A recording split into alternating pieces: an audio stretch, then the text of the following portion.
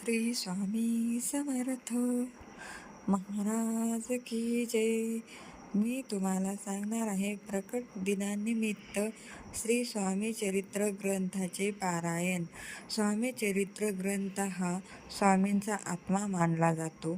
यामध्ये 1 ते 21 असे अध्याय आहेत. हे रोज 1 ते 21 अध्याय वाचले की एक पारायण होते. हे पारायण 28 तारखेपासून ते 20 मार्चपर्यंत याचे 21 पारायण करायचे आहेत.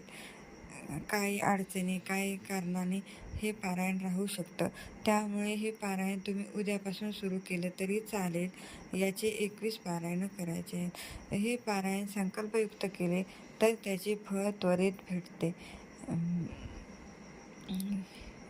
याचे फळ त्वरित भेटते. श्री स्वामी समर्थ.